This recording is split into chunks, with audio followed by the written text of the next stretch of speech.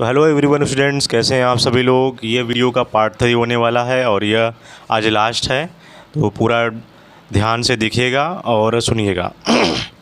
तो हम लोगों ने पिछले क्लास में हम लोगों ने पढ़ा था नेशनल पार्क के बारे में, जिसमें प्रोजेक्ट टाइगर के बारे में भी हम लोगों ने पढ़ा था। और इसके बाद हम लोग को पढ़ना है endangered animals and extinct animals. क्या होता है ये देखिए, इंडेंजर्ड एनिमल और एक्सटिंक्ट एनिमल आपको पढ़ाया जाता है। ये क्लास 3, 4, 5, 6 में भी ये पढ़ाया जाता है। तो क्या होता है, चलिए शुरू करते हैं। तो क्या होता है endangered animals and extinct animal. Endangered मतलब होता है जैसे विलुप्त हो जाना, है ना। जैसे कोई भी एनिमल हो गया, कोई ऐसा प्लांट हो गया जो बिल्कुल विलुप्त होने की कगार पर है। और जो एक्सटिंक्ट एनिमल है यानी वो भी एक संकटग्रस्त हम उसे बोल सकते हैं, जो कि उस पर भी एक वो भी एक प्रकार का बोल सकते हैं कि विलुप्ति ही की कगार पर ही मतलब होने की संभावना है एक्सटिंक्ट एनिमल में। तो चलिए पढ़ते हैं। The species which no longer exist anywhere on the earth are called extinct animal. देखिए यहाँ पर अभी मैंने बताया कि वे प्रजातियाँ होती हैं जो अब जो है वो पृथ्वी पर अब कहीं भी मौजूद नहीं है। Exist anywhere on the earth, no longer exist, पृथ्वी पर कहीं पर भी मौजूद नहीं है। इसे हम एक्सटिंक्ट एनिमल कहते हैं, ठीक है, जिसे हम विलुप्त प्रजातियाँ बोलते हैं। These have died out completely. A species becomes extinct when the last living members of that species dies. Example है डायनासोर। भाई ये कहा जाता है कि ये पूरी तरह से समाप्त हो चुकी हैं। एक प्रजाति तब विलुप्त हो जाती है जब उसका अंतिम सदस्य भी मर जाता है। यही बात यहाँ पर लिखी हुई है। अब species become extinct when the last living members, यानी जब उसका अंतिम सदस्य भी जब मर जाता है। तो जैसे आप जानते हो डायनासोर आपको पृथ्वी पर कहीं भी किसी भी कोने में चले जाइए आपको देखने को नहीं मिलेगा। केवल उसकी आपको कंकाल और हड्डियाँ ही देखने को मिलती हैं आपको, ठीक है। तो animals which numbers are diminishing to a level that they might face extinctions in near by future are called endangered animal. अब इंडेंजर्ड में देखिए क्या है, वे जानवर जिनकी संख्या इतनी कम हो गई है, number are diminishing to level, इतनी कम हो गई है कि भविष्य में उनके समाप्त हो जाने की संभावना है।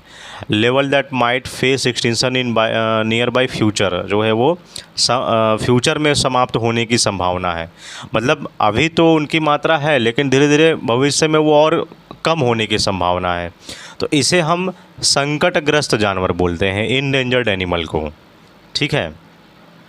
These are on the verge of vanishing from the earth, and if appropriate actions to save them are not taken, they may become extinct. These are on the verge, इसमें भी ऐसा कहा जाता है कि ये विलुप्त होने के कगार पर हैं। यदि जो है इनको उचित उपाय नहीं किया गया तो ये पूरी तरह से समाप्त हो सकते हैं, है ना। This appropriate actions to save them are not taken, they may become extinct, ये पूरी तरह से समाप्त हो सकते हैं। Small animals are much more in danger of becoming extinct than the bigger animals. इसका मतलब क्या है कि जो बताया जा रहा है कि सामान्यतः छोटे जानवर बड़े जानवरों की तुलना में जल्दी संकटग्रस्त हो जाते हैं। यानी जो छोटे जानवर है वो जल्दी ही मतलब या तो कोई शिकार उनका शिकारी कर लेगा जो है, या तो बीमार पड़ जाते हैं जल्दी, या तो मतलब कई सारा नेचुरल इफ़ेक्ट भी उनके ऊपर ज़्यादा ही होता है, खासकर छोटे जानवरों के ऊपर। तो वो जल्दी ही मतलब वो है संकटग्रस्त हो जाते हैं, वो एक एक्सटिंक्ट हो जाते हैं। At times we kill snakes, frogs, lizards, bats and owls ruthlessly without realizing their importance in the ecosystem. बहुत इंपॉर्टेंट बात कही गई है कि हम सांप, मेढक, छिपकली, पक्षी और उल्लू जैसे जीवों को बिना या समझे हम मार देते हैं कि वे पर्यावरण में कितना महत्वपूर्ण है। Without realising their importance in the ecosystems, ये इकोसिस्टम में कितना ज़्यादा महत्वपूर्ण है और हम लोग उसको मार देते हैं। They might be small in size but their role in the ecosystem can not be ignored. ये छोटे तो हो सकते हैं लेकिन ये जो इकोसिस्टम के लिए बहुत ही ज़्यादा जो है इनकी भूमिका बहुत बड़ी होती है। Ecosystem can not be ignored, इसको हम ऐसे ही नहीं छोड़ सकते हैं, बहुत ही इकोसिस्टम के लिए इम्पोर्टेंट है, ठीक है। अभी मैं आपको अभी देखिए बता रहा हूँ, मुझे याद आया ऑस्ट्रेलिया में जो है वो चूहों की संख्या इतनी ज़्यादा हो गई थी कि मतलब बेडरूम में चूहा, बिस्तर में चूहा, किचन में चूहा, फ्रिज में चूहा, मतलब हर जगह चूहा ही चूहा, है ना। कार खोल रहा है तो कार के डिक्की में चूहा, है ना, बाइक की डिक्की में चूहा, मतलब कहीं पर भी जाइए, मतलब ये बहुत बड़ी घटना हुई थी ऑस्ट्रेलिया में। तकरीबन 2-3 साल हो चुका है, 2-3-4 साल हो चुका है। तो ये ऑस्ट्रेलिया में बहुत बड़ी ये घटना हुई थी। क्यों हुई थी? क्योंकि वहाँ पर जो सांप की प्रजातियाँ थी वो कम थी, बहुत कम थी। तो इस वजह से चूहों की संख्या ज़्यादा बढ़ गई। जब चूहों की संख्या ज़्यादा बढ़ गई तो सांप कम हो गया, तो इकोसिस्टम वहाँ पे गड़बड़ हो गया। इसीलिए कहा जाता है ना कि इकोसिस्टम बना कर रखिए। वाट इन सब का एक साइकिल होता है, इनमें से अगर एक भी चीज़ अगर साइकिल टूटा तो हम लोगों के लिए और एनवायरनमेंट के लिए बहुत ज़्यादा वो इफ़ेक्ट हो जाता है। अगर वही सांप अगर होते तो वो चूहों को खाते, और चूहों को खाते तो वो उनकी संख्या मेंटेन होती, बराबर होती। तो इस तरह से ज़्यादा चूहों की संख्या नहीं मिलती। और मतलब बहुत, और ऑस्ट्रेलिया ने फिर वो दवा भी मंगाया था भारत से चूहों को मारने के लिए। फिर हम लोगों ने एक्सपोर्ट किया था ऑस्ट्रेलिया को। तो ये बहुत बड़ी घटना है, और भी बहुत सारे कंट्री में ऐसा हो रहा है। अभी आप रिसेंटली, अभी कल की ही न्यूज़ है, आप देख लीजिए, कनाडा में ढेर सारे जो है वो केकड़े जो है वो देखने को मिले। तो अब सड़कों पर वो आ गए हैं। आखिर क्या ऐसा कारण है? ग्लोबल वार्मिंग है, बहुत सारे नेचुरल इफ़ेक्ट हैं, और एक सबसे बड़ा तो मैं इंसानी कारण मानता हूँ भाई। अपनी जनसंख्या को कंट्रोल करो, नहीं तो फिर जानवर लोग कहाँ पर जाएंगे, उनका भी हम लोग हक छीन रहे हैं। तो बहुत ही मतलब आने वाली जो हमारी यहाँ पीढ़ी है, जो हमारी जो आने वाली पीढ़ी है, उनके लिए हम बहुत बड़ा एक मुसीबत खड़ा करते जा रहे हैं। तो चलिए आगे पढ़ते हैं। Hence we are indirectly harming ourselves by killing them. These small animals form parts of food chains and food webs which are essentials for maintaining balance in nature. और ये भी देखिए यहाँ पर है कि इस प्रकार हम जो है वो अप्रत्यक्ष रूप से वो नुकसान पहुँचा रहे हैं उनको मारकर। ये छोटे जानवर जो हैं वो फूड वेब, एक खाद्य जाल का एक हिस्सा होता है। यहाँ लिखा हुआ है ना, by killing them small animals, एक फूड चेन होता है जिसे हम फूड वेब भी बोलते हैं। एक हिस्सा होता है जो इकोसिस्टम के लिए जो है बहुत ज़्यादा ज़रूरी होता है। इकोसिस्टम को यहाँ पर पारिस्थितिक संतुलन भी बोलते हैं, यहाँ पर हिंदी में, बनाए रखने में मदद करता है। अब यहाँ पर एग्जांपल देखिए दिया गया है। For instance when snake skilled skin disrupt the food chain by leading to an increase in the population of pest such as a mice which is turn can cause damage to crops. तो देखिए यहाँ बात आ गई कि जब सांप चूहों खाते हैं, यदि सांपों को ही मार दिया जाएगा तो चूहों की संख्या बढ़ जाएगी, जो कि बहुत ज़्यादा जो है वो फसलों को नुकसान पहुंचाएंगे। अभी मैंने आपको बताया। तो ये चीज़ें हैं, क्योंकि कोई भी जो है वो इकोसिस्टम सभी जीवों और निर्जीव वस्तुओं का एक मिश्रण होता है। जैसे मिट्टी हो गया, नदियाँ हो गई, डेल्टा, ये सारी चीज़ें हैं। इसका एक ये ध्यान दीजिए। An ecosystem is made up of all plants, animals and microorganisms in its area along with non-living components such as the climate, soil, rivers। अभी मैंने बताया कि जितने भी पारिस्थितिकी तंत्र जो इकोसिस्टम होता है वो सभी जीवों और निर्जीव वस्तुओं का एक मिश्रण होता है। मतलब जैसे भाई मिट्टी है, अगर पानी है तो मिट्टी पानी है तो जानवर भी होंगे। अगर इनमें से एक भी चीज़ अगर इकोसिस्टम टूटेगा तो मतलब नुकसान तो एनवायरनमेंट को ही होगा, और जब एनवायरनमेंट को होगा तो वो हमें भी नुकसान पहुंचाएगा। ठीक है, तो ये सारी चीज़ों का ध्यान रखना है। अब इसके बाद देखिए क्या यहाँ पर क्वेश्चन पूछा गया है। How do wild life sanctuaries in India ensure suitable living conditions for wild animal. Bharat में वन्यजीव अभ्यारण्य किस प्रकार जंगली जानवरों के लिए उपयुक्त जीवन जो है वो परिस्थितियाँ सुनिश्चित करते हैं। तो ये हम लोगों ने पढ़ा है। इसका आंसर आप ज़रूर आप लिखिएगा कमेंट बॉक्स में, और अपने कॉपी में भी आंसर लिख लीजिएगा। Where is the first reserve forest in India located. Bharat का पहला आरक्षित वन कौन सा, भी मैंने बताया था। तीसरा, name one species besides the tiger that was the present in Satpura national park. एक ऐसा जानवर बताइए जो सतपुड़ा राष्ट्रीय उद्यान में पहले पाया जाता था। अभी हम लोगों ने सतपुड़ा पढ़ा है, उसमें आया था। What term applies to species that have vanished from the earth signaling their complete disappearance। उस शब्द को लिखिए जो उन प्रजातियों के लिए प्रयोग होता है जो पृथ्वी से पूरी तरह समाप्त हो चुके हैं। तो इसका आपको बताना है इंग्लिश में, आप इसका आंसर आप लिख दीजिएगा। चलिए अब आप नेक्स्ट पढ़ते हैं। अब हम लोग को पढ़ना है red data book. Red data book क्या होता है? A red data book contains list of species whose extinction is threatened। That is endangered animal and plant, जिसका मतलब है कि एक रेड डाटा बुक में उन प्रजातियों की एक सूची होती है जिनका अस्तित्व खतरे में होता है, या अर्थात संकटग्रस्त, जैसे पौधे हो गए, जानवर हो गए, है ना, मतलब वो एक मतलब मुश्किल संकटग्रस्त की स्थिति पर कगार पर है। अभी रिसेंटली भारत में चीतों की संख्या बहुत ज़्यादा कम हो गई थी, तो इसका भी एक रेड डाटा बुक बनाया जाता है, RDB हम इसे बोलते हैं, ठीक है, रेड डाटा बुक बोलते हैं। Red data book is maintained internationally by an organisation known as international union for conservation of nature, IUCN। India also maintain red data book for plants and animal found in India.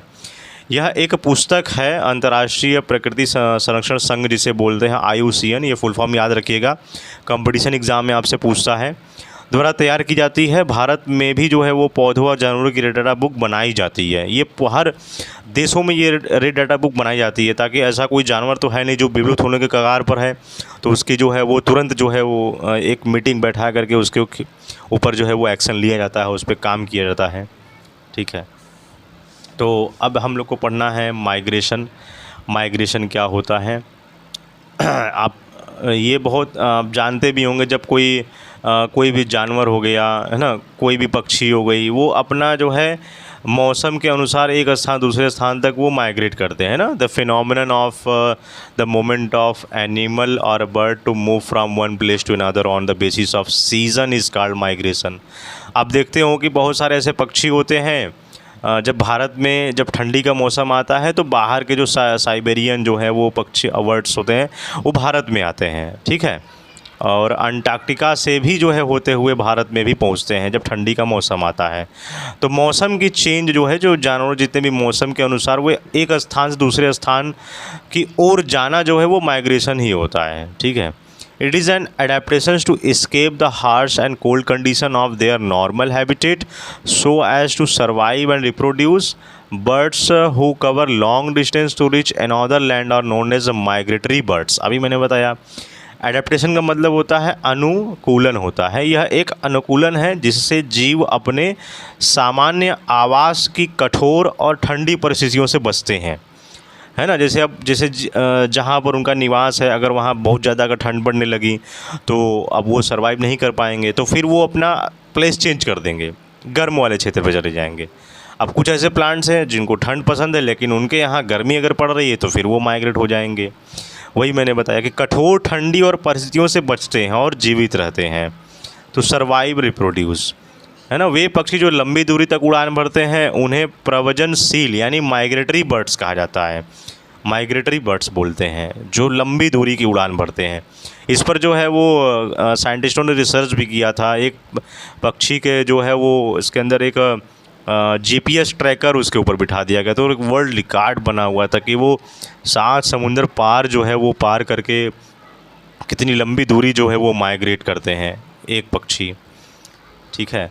तो उस पक्षी का कुछ यहाँ पर example भी है। Migratory birds flights for aways every year during a particular time because of climate change. They fly for laying eggs on as weather in their natural habitat becomes very cold and inhospitable है। For example Siberian cranes, flamingos etcetera that flock in India during the winter. हर वर्ष जो है वो कुछ प्रव्रजनशील पक्षी का एक विशेष जो है वो मौसम में दूर दूर तक उड़कर अन्य स्थानों पर वो चले जाते हैं, क्योंकि उनके अपने क्षेत्र का मौसम अत्यंत बहुत ठंडा होता है और असहनीय होता है, वो नहीं रह पाते हैं। जैसे उदाहरण के लिए देख लीजिए आप, साइबेरियन जो क्रेन होता है, फ्लेमिंगो होता है, ये सब सर्दियों में भारत आते हैं। Flock to India during the winter, ये आते हैं मतलब जब ठंडी का मौसम भारत में होता है। अब देखेंगे नवंबर दिसंबर में जब आप जैसे मैं बनारस का रहने वाला हूँ, तो आप जब जाएंगे आप घाट में, बनारस घाट पे, तो वहाँ पर आपको देखने को मिलेगा बहुत सारे जो है वो माइग्रेट पक्षी जो है वहाँ पर आए हुए रहते हैं। अब इसके बाद पढ़ना है रीसाइकलिंग ऑफ पेपर। ये भी बहुत एक इकोसिस्टम का ही हमारा पार्ट है। कागज़ का हम पुनर्चक्रण बोलते हैं, रीसाइकलिंग ऑफ पेपर, कि पेपर का हम रिसाइकल कैसे करते हैं। Paper is made up from wood pulp and produces from the wood of forest trees. Therefore, it is one of the important products we got from the forest and thus a major cause of deforestation. जो है कागज़ लकड़ी के गूदे से वो बनाया जाता है, हम जानते हैं, जो जंगलों से प्राप्त होता है और यह जंगलों से मिलने वाले सबसे महत्वपूर्ण जो है वो उत्पादों में से एक है। ठीक है, और कागज़ बनाने में बहुत सारे जो है वो पेड़ काटे जाते हैं। ठीक है, यहाँ पर लिखा हुआ कागज, it is estimated that 17 full grown trees are needed to make 1 ton of paper, so we should save paper as much possible. कागज़ बनाने में बहुत सारे पेड़ काटे जाते हैं। अनुमान है कि 1 टन कागज़ बनाने के लिए जो है वो 17 पूर्ण विकसित पेड़ों की आवश्यकता होती है। 17 जो है वो पेड़ काटे जाते हैं उसके लिए 1 टन कागज़ बनाने के लिए, और इसलिए हमें जितना संभव हो उतना कागज़ को बचाना चाहिए। ठीक है, अब ध्यान दीजिए, कागज़ को बचाने का मैं आपको एक बेस्ट तरीका अभी आपको बताऊंगा, अभी इसको पढ़ लेने के बाद। पहला तो है यहाँ पर लिखा हुआ, we can save paper by completely filling every sheet of paper by reusing and recycling paper as per can be recycled 5 to 7 times for use. Recycling a paper means to process the waste paper to make new paper that can be used again. हम कागज़ को पूरी तरह इस्तेमाल करने के बाद जो है वो पुनः उपयोग करके या पुनर्चक्रण करके बचा सकते हैं। कागज़ को 5 से 7 बार तक पुनर्चक्रित किया जा सकता है। रिसाइकलिंग ऑफ पेपर का अर्थ है पुराने कागज़ को पुनः उपयोग में लाना। रिसाइकलिंग पेपर का मतलब यही होता है कि पुराने कागज़ को पुनः उपयोग में लाना। अब जो जितनी भी कागज़ बनी हुई है वो सारा रिसाइकलिंग प्रोसेस से ही होकर हो, मतलब अब जैसे ईवीएम पेज है, अब इसका रिसाइकल होगा। तो वैसे तो मैं बुक बेचता नहीं हूँ, मैं बता रहा हूँ, जैसे बुक को अब क्या करेंगे, उसको पूरा मशीन में डाल के पूरा पीस देंगे, गला देंगे, फिर उसका एक दफ्ती बनाएंगे, जो देखोगे आप मिठाई के डब्बों में यूज़ होता है उस प्रकार का, तो वो रिसाइकल में यूज़ हो जाता है। कार्डबोर्ड बनाने में जो कार्टून होता है जिसमें टीवी फ्रीज रख करके लोग देते हैं, न्यू मोबाइल लेंगे तो वो कार्डबोर्ड आपको देखने को मिलेगा, तो उस प्रकार की वो सारी चीज़ें बनाई जाती हैं। तो हमें सेव कैसे करना है, हमें निम्नलिखित कागज़ से बचाना और पुनर्चक्रण करना चाहिए। पहला, to save forest trees from being cut, पेड़ों को काटने से जो है वो बचाने के लिए। दूसरा है to save water used in paper making, कागज़ बनाने में प्रयुक्त पानी को बचाने के लिए। To save energy electricity used in making paper, बिजली जो है ऊर्जा की वो बचत के लिए हमें करना चाहिए। To reduce the amount of harmful chemical used in paper making, और कागज़ निर्माण में जो प्रयुक्त हानिकारक रासायनिक पदार्थों की मात्रा जो है वो कम करना चाहिए। फिर इसके बाद है, अब मैं बताने वाला हूँ कि पेपर को कैसे बचा सकते हैं। जैसे अभी क्या है, छोटे बच्चे जो हैं वो लाइनिंग वाली कॉपी यूज़ करते हैं, तो लाइनिंग वाली कॉपी जब यूज़ करते हैं तो एक एक लाइन छोड़कर लिखते हैं, तो आपको एक एक लाइन नहीं छोड़कर लिखना है, पूरी पेज को भर डालनी है।